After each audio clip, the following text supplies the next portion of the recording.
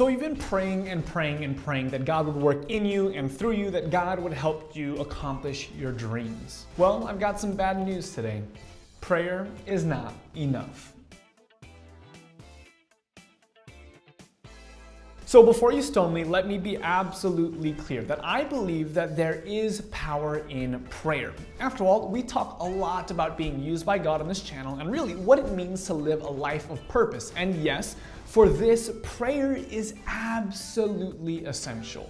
But prayer is not enough. Here's an example. A little over a year ago, God placed this dream on my heart of creating this YouTube channel. I had a desire to be used by God to make a difference in the world and really to share my spiritual journey, but there was a problem. I had no skills, no experience, and no money. Nothing really but a dream. Well, that also and an amazingly supportive and loving wife. Aww. And so of course, as you do with any worthwhile dream, I started off by praying. And this is exactly what I would suggest for you to do. You have a dream, you have a goal, or maybe you have something in your life that you want to accomplish. Always, always, always start with prayer, but never stop with prayer. Why? Because prayer is not enough. The story is told of two farmers who were suffering through a very severe drought. There hadn't been a single drop of rain for really what seemed like ages.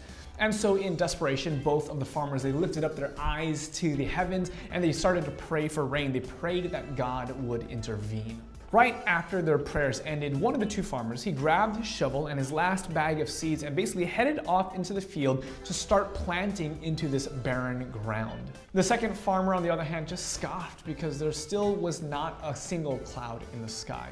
So you tell me, which of the two farmers truly had faith? Was it the one who went out into the field, or was it the one who stayed behind? You see, there is a huge difference between praying and really praying in faith. James puts it this way, that faith without works is dead. You and I don't need faith, we really need a working faith. It isn't enough simply just to pray, but really that prayer has to lead to action. I could have sat on my hands and just waited for someone to tap me on the shoulder to offer me $1 million to chase my dreams, but I really don't think that this is how God works. God wanted me to get off my butt and to get working. Because again, prayer is not enough. You and I, we need to prepare for what we are praying for. One of my favorite authors gave us a formula to success. She said that we should pray as though everything depended on God and work as though everything depended on you.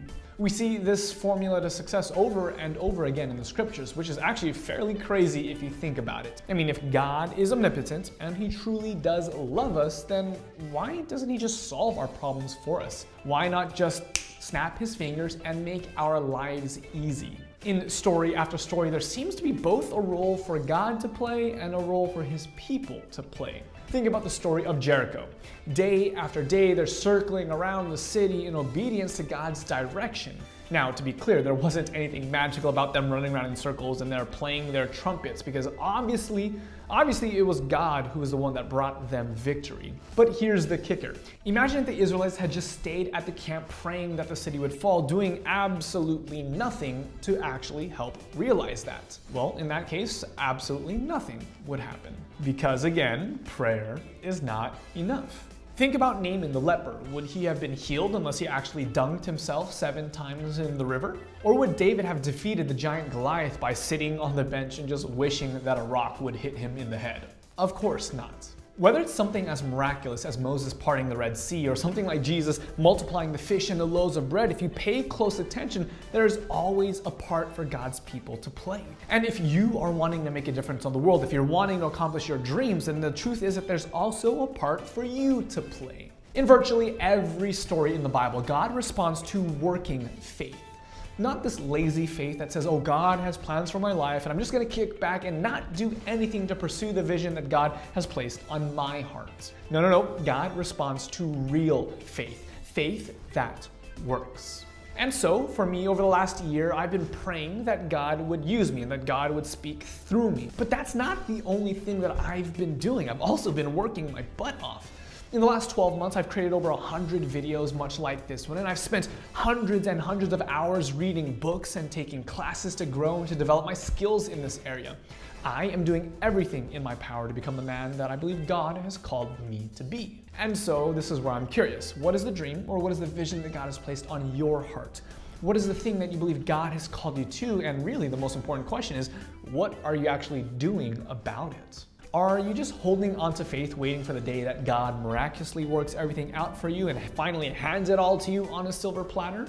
Or are you actually doing something about it? Are you putting in the time and the effort to grow and to learn? Or are you just praying? Because again, prayer is not enough.